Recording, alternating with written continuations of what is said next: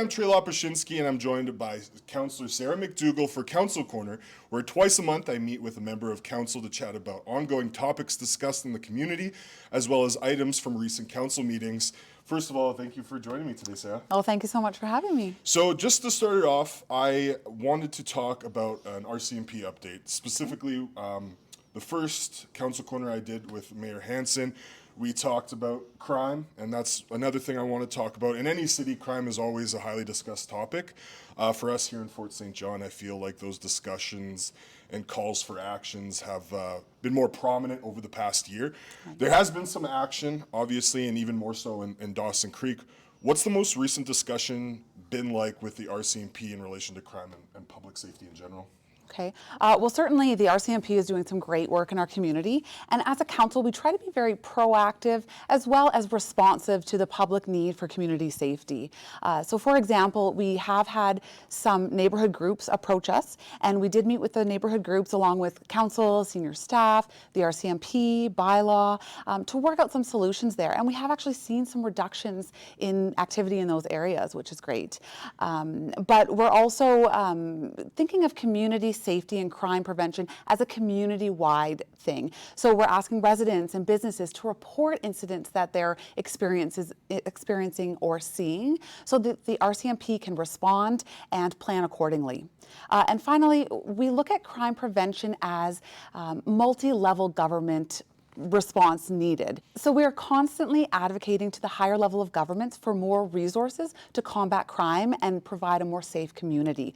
So for example, on Monday at Council, we did work on a resolution to send to our NCLGA that would ask the province to enact the Community Safety Act, which would just provide more teeth to the community to combat this crime. And this is following the letter that Council sent to Mike Farnworth, the Director, or the Minister of Public Safety, I should say. I actually just got a reporter within BC sent to me today. Campbell River did up a letter, mentioned Council here in Fort St. John, and sent it to Farnworth. Are you guys seeing other communities back you as this is an example of that? Yes, we are absolutely seeing support from fellow communities, and we're grateful to those communities who are stepping forward and also sending their own letters. And this resolution to NCLGA, which is our North Central Local Government Association, should help us get more traction as well. And over the past year, I know it has been said that residents are coming to you guys more, but just again, as an update, over the past couple months since the letter was sent out, I mean, there's still, obviously RCMP is working, but there hasn't been as big of, I would say, crimes that had happened, you know, in 2023. So my thought there is, are you guys still seeing residents reach out quite often and trying to get that dialogue going on what's happening in the community with, you know, some things the city and council can't be everywhere and see anything. So are you seeing that dialogue open up more within residents over the past year since you guys have done things like I know you had a public session where you had residents come by to talk about public safety. You think there has been an increase? Well, certainly we're always out there in the community talking to residents as a council. So crime and community safety is one of the more common topics we're seeing. Certainly when the incidents were actively occurring, it was a much bigger topic. It has calmed down a little bit, but it's certainly an ongoing conversation. Yeah, 100%. Now I want to move over to the budget, which was still a topic at this recent council meeting on Monday. So this is your second budget as part of City Council. How has this experience been like for you compared to last year, the first budget? Oh, good question. So it's been a very interesting experience. Budgets, numbers, where we're spending our money on infrastructure, et cetera, is fascinating to me, and hopefully to those out there as well. But for me, I think the biggest thing this year over last year is that I have a lot more of that background knowledge. Where do we need to spend our dollars? I know more about things like union agreements and contractual obligations to increase wages by certain percentages and stuff. So having that background knowledge and knowing where the money needs to go makes it easier when you're starting to read those budget suggestions from our Chief Financial Officer. So last year, your first budget was more so just kind of learning the process, really taking it in and trying to retain it, and now this year it's really trying to add more to the conversation. Is that what you're saying? Very much so, yeah. Awesome. And so is there anything from this process that surprised you or you found super interesting that you didn't know before? And now I'm talking about not just this budget process, but last year's as well. Before you got elected, you know, I'm sure you obviously, as a property owner, you know some of it, but going into the actual thick of it, what was something that you found interesting that you didn't know before? Well, one thing I think we all know about and we've all heard about maybe is the Peace River Agreement. You know, as a resident, I knew that that was some money that we got from the province relating to the industrial activity that happens in our region, but I didn't really realize what that meant to the budget. So then as a councillor, I saw what a game changer that is to our budget. We are able to use that Peace River Agreement to fund over 75% of our capital budget. That is a game changer.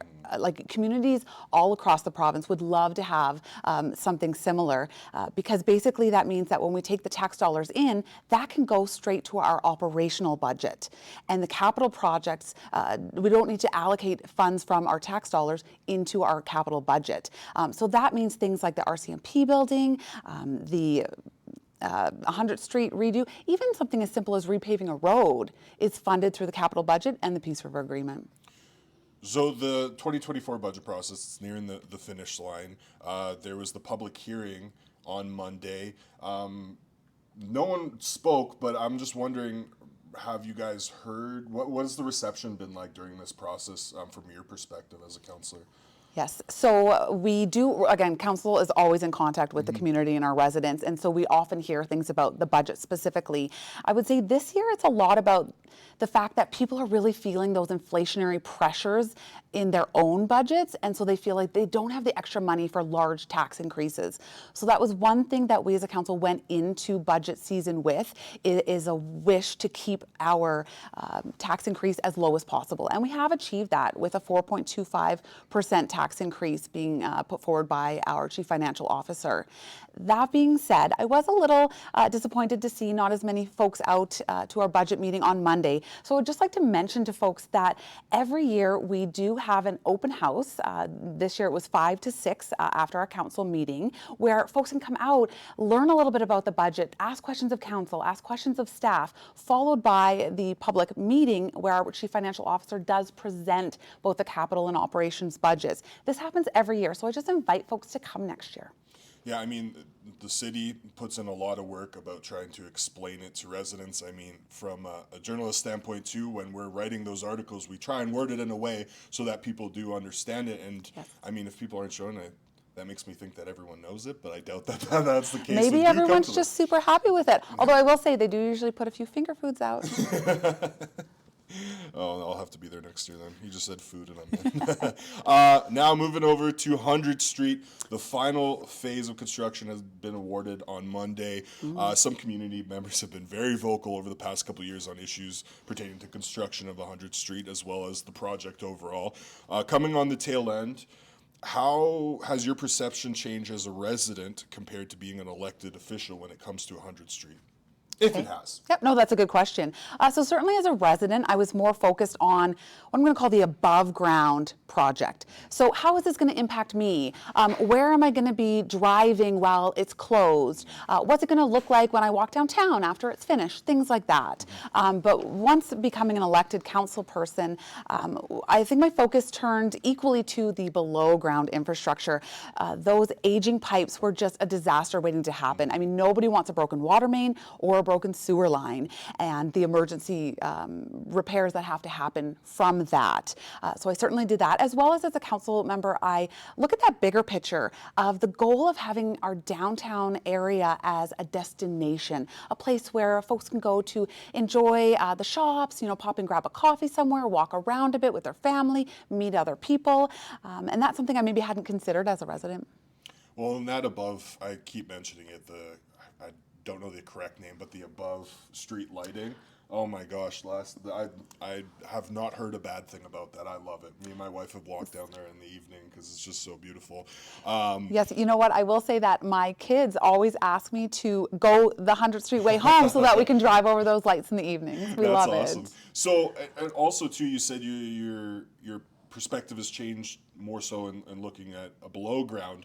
Now for the above ground as a councillor and seeing things like the lighting and just seeing the furnishings and the benches and all these things that are being implemented along downtown. As a parent, how are you feeling about that? To bring your kids and them to grow up in the community with this upgrade that's happening on I downtown? love it. I think it's beautiful. My kids love to go there. We love to walk around. We love to grab coffee while we're down there. Even going all the way from Festival Plaza all the way up to the coffee shops, kind of at 100th and 100th there. That's something we regularly do. We enjoy that. And you know what? I also have noticed that the tone has changed in our community. I am hearing a lot more positive comments on that 100th Street. I think it really just took some of those phases being done so people see it come together in that beautiful vision that was started with. Yeah, that's what Councillor Bolin and I were discussing in our council corner when we were talking about the budget, because for me, even like when I got here, it was, I think we were on the second phase, and I understood coming to a new community and the main streets blocked, like I understood the frustration, but like you said, as the phases went on, especially with the turning lanes, it just seems better to me, like, and it just seems like I'm used to it by now, so it's not a big problem, and less people, like you said, are talking about it, right? Which is definitely awesome. On the flip side of that, I feel like there has been some growing pains on communication during construction. There have been some complaints from the public and businesses over the past couple of years. How has the communication evolved throughout the project, and are there any specific changes being made this year? Well, we certainly understand that a big project like the 100th Street project has major impacts on both our businesses and our residents. And we are constantly looking at, what did we do last year and what can we change and upgrade for this year? So just like the other phases of the projects, we are in constant contact with the businesses in that area so that we can ensure that we're supporting them as they best need support. We want to ensure that residents know that those businesses are open and how to access them, so that throughout the project and throughout the closures of the street, those businesses are still seeing just as much foot traffic as they may have beforehand. We have our communications department, we have our project team, and we have our economic development team out there on the ground doing their best to minimize the impact to businesses and residents as best they can. And I know last year that was said as well, and there were still a couple of businesses that had come out and said something, whether it be a miscommunication or whatever the case may be. So for this year, are those departments kind of making sure, like, definitely, not that they weren't prior to that, but like really doubling down on making sure that they're communicating with all the businesses and everyone involved? Yes, they are absolutely out there making sure that they connect with them. And if there is a business out there who feels that they want more support or anything specific, I'd encourage them to reach out as well. 100%. Now moving over to the vandalism review that took place again at council on Monday. So I'll go into a little bit of the statistics here. So according to the vandalism review brought to council, there has been an increase in vandalism into city facilities and in parks, specifically the washrooms. 23 incidents last year between March and December. 30% of them were related to indoor vandalism, 70% related to outdoor, and 27% of the incidents were specific to vandalism in washrooms located in the parks. So as a taxpayer, as a mother who frequents the city facilities and parks, what was your reaction to reading the review? Someone in a word, disappointed. I mean, it is so disappointed to see that there are folks out there just disrespecting our community facilities. When it comes to taxpayer dollars, no one wants to spend taxpayer dollars on fixing something that should have never been broken in the first place. Additionally, you speak about being a mother and frequenting the parks. I certainly have never been to a park where one of my kids hasn't put their hand up and said, I need to go to a washroom. And so I'm so grateful that the community has built those amenities, and it's so disappointing when you go to use one and it's just in disrepair because someone has decided it would just be fun to break things. Especially since community members pushed to have the washrooms, and then this happens, which is then taking money to repair and reconstruct, whatever the case may be, which again, disappointing is definitely a word for it. There are direct and indirect actions the city has taken.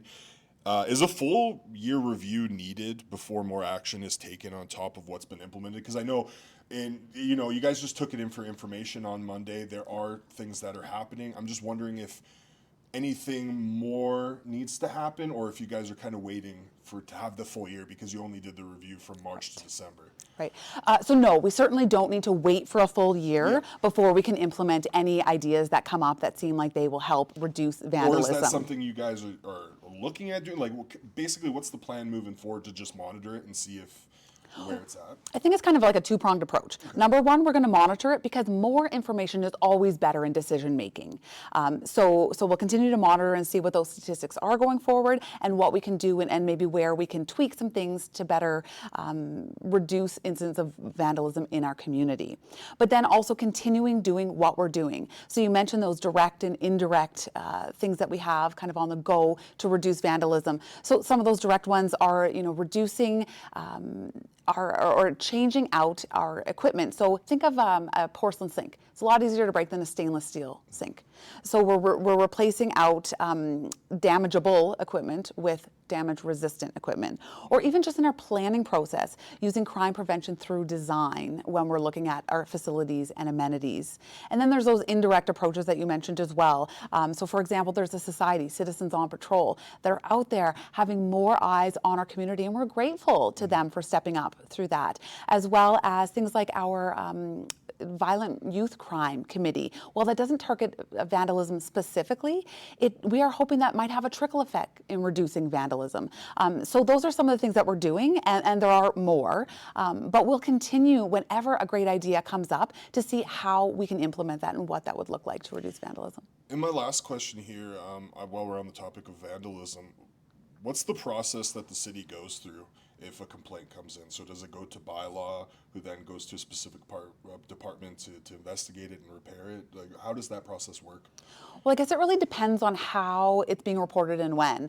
So if folks are going to our website or 311 to report something, then it's kind of triaged at that level and said which department would be the most appropriate to send this to. So that might be Parks and Rec, it might be facilities. It really just depends on the nature of the call-in. Definitely makes sense. So thank you so much for joining me today, Sarah, for Council Corner. Thanks for having me. This is Trey Lopushinsky with Energeticcity.ca. Make sure you tune in for our next Council Corner following the next council meeting in a couple weeks.